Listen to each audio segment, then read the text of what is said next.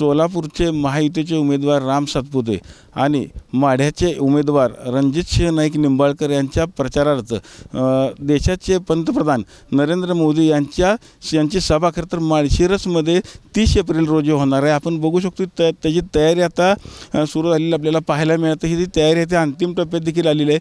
आपण जर बघितलं तर माळशिरस शहराच्या जवळच अगदी 53 एकराच्या ग्राउंडवरती खरं तरी सभाचे आयोजन केलं आपल्याला पाहायला मिळतं। 59 जर्मन हँगर पद्धतीचा हा जो मंडप आहे तो देखील उभारण्याचं काम आता अंतिम टप्प्यात आलेलं आहे। आपण जर बघितलं तर जवळपास 6 प्रकारचे हेलिपॅडची देखील व्यवस्था इथं करण्यात आलेली आहे। आपण बघू शकतो हाच तो भव्य असा मंडप असणार आहे। ह्याच मंडपावरून ते खरं तर जनतेला संबोधणार आहेत।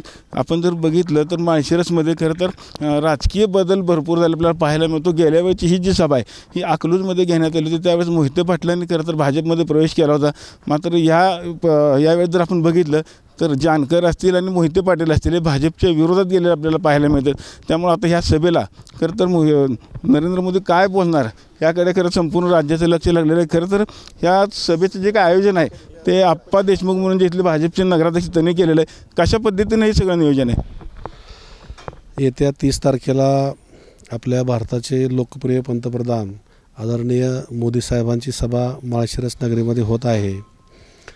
तर त्या सभेच्या अनुषंगाने माळशिरस शहरामध्ये म्हणजे एक मोठा सण उत्सव दिवाळी दसरा असतो का त्या पद्धतीचं वातावरण शहरात तयार झालेलं आहे। मोदी साहेबांना बघायला या शहरातली ह्या माढा मतदारसंघातली जिल्ह्यातली लोक खूप उत्सुक आहेत।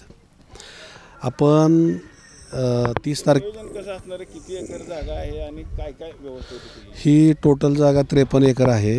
53 एकर जागेमध्ये जवळपास आपण 1 लाख लोक व्यवस्थित सावलीला बसतील असा मंडप टाकतोय आणि 1 लाख लोकांसाठी आपण बसायला मंडपामध्ये चेअर टाकतोय। त्याच्यानंतर VIP काय लोक असतील त्या लोकांसाठी बसायला कोच टाकतोय।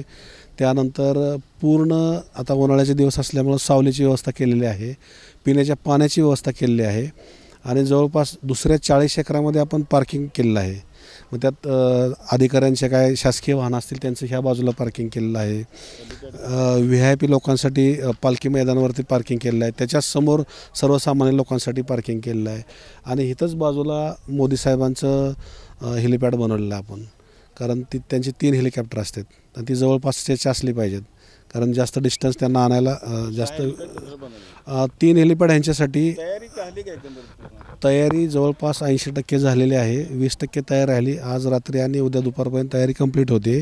आपण बघितलं असेल की जवळपास 53 एकरामध्ये 1 लाख लोक बसतील अशी व्यवस्था खरं तर या मंडपामध्ये केलेली आपल्याला पाहायला मिळते आणि 30 तारखेला सकाळी 11 वाजता ह्या सभेला खरं तर सुरुवात होणार आहे। एकंदरीत नरेंद्र मोदी आल्यानंतर काय बोलणार ह्याकडे संपूर्ण देशाचं आता लक्ष लागून राहिलेलं आहे। खरं तर या निवडणुकीमध्ये मोहिते पाटील हे खरं तर भाजपच्या विरोधामध्ये असणार आहेत आणि त्यांच्याच मतदारसंघामध्ये किंवा त्यांच्याच जवळ अगदी अकलूजच्या जवळची सभा होत असल्यामुळं हा पूर्णपणे सर्व राज्याचं लक्ष लागून राहिलेलं आहे।